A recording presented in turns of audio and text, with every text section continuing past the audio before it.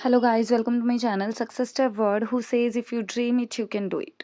So, I hope you all are doing great and ready to learn something new and interesting today. So, today's topic is abstract noun.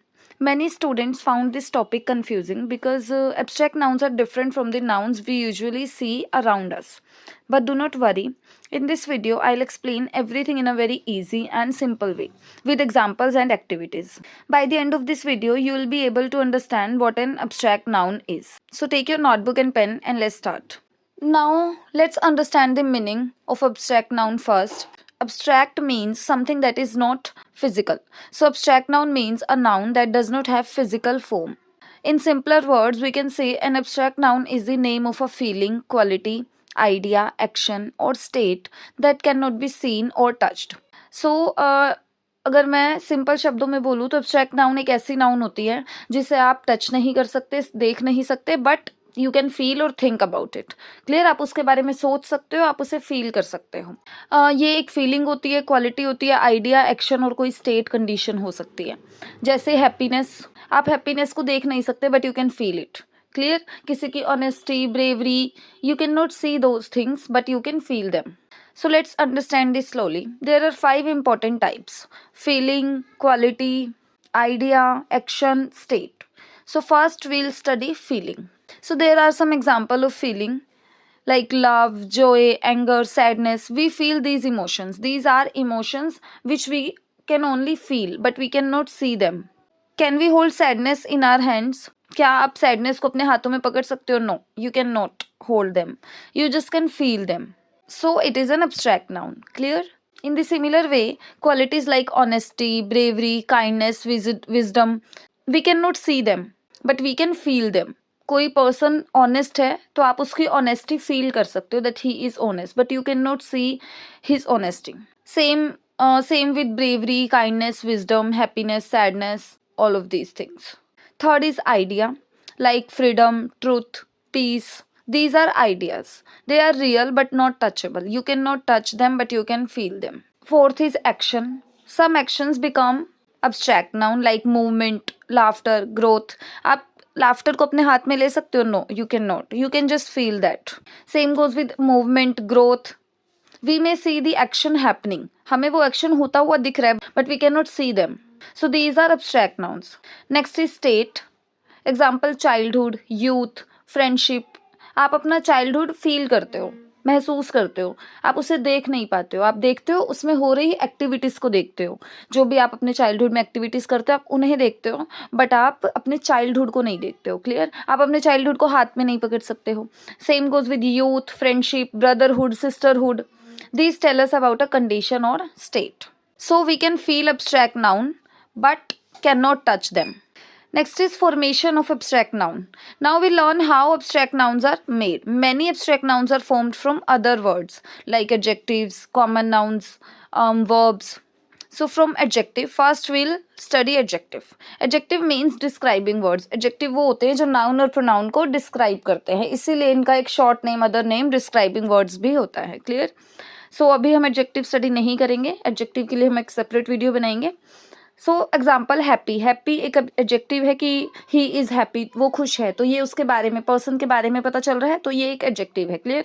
इससे हमने बनाया happiness. Similarly kind एक adjective है, उससे हमने बनाया kindness. Honest, honesty. Brave, bravery. Strong, strength. इस तरह से आप एडजेक्टिव से एब्स्ट्रैक्ट नाउन फॉर्म कर सकते हो. Clear? Next is from verbs. Verb means action words. Verbs क्या होती हैं? क्रिया. जब आप कोई काम करते हो, आप जो वो एक्शन कर रहे होते हो, that action is called verb. So verb से भी आप एब्स्ट्रैक्ट नाउन बना सकते हो. जैसे ग्रो, ग्रो करना, तो ये काम है, वर्ब है, एक्शन है, इससे आपने बनाया ग्रोथ. डिसाइड, कोई फैसला लेना, डिसीजन. मूव, मूव करना, उससे बन गया movement. Succeed, success. Fail, failure. ऐसे बहुत सारे हैं.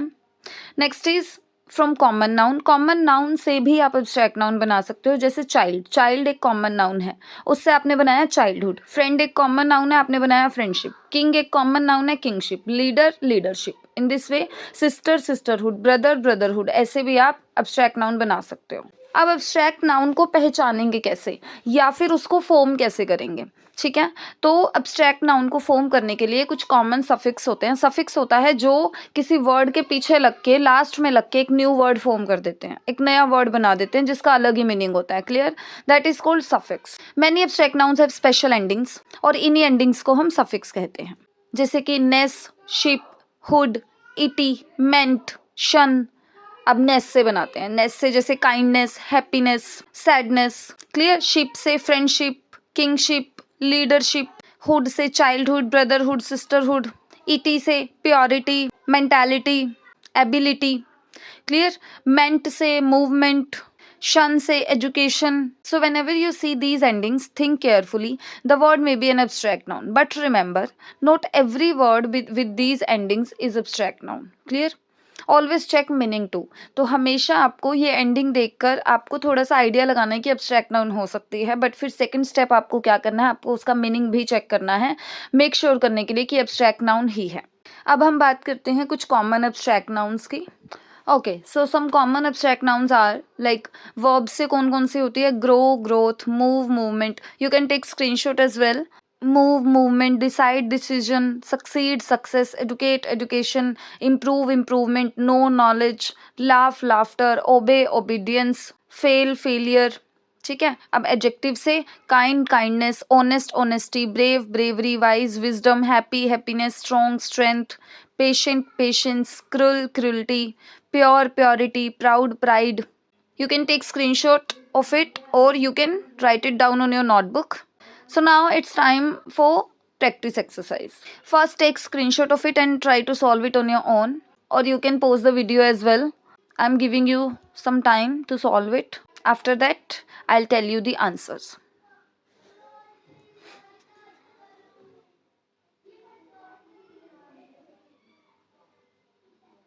ओके, आई थिंक वीडियो बहुत लंबी हो जाएगी, आप इसे पॉज करके इसे सॉल्व कर सकते हैं.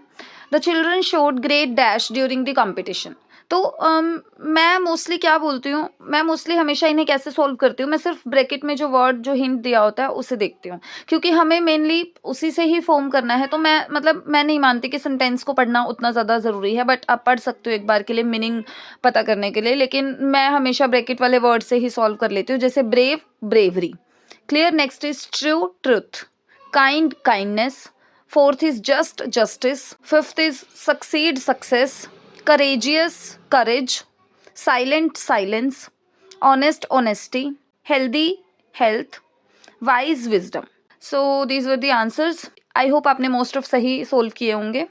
Okay, so this is enough for today. If this lesson helped you, please like this video. Also share it with your friends and subscribe the channel if you haven't yet. Press the bell icon to get the notification of more such videos, and comment below one abstract noun you learned today. Clear? Okay. Thank you for watching. See you in the next English grammar lesson. Happy learning. Bye bye. Take care.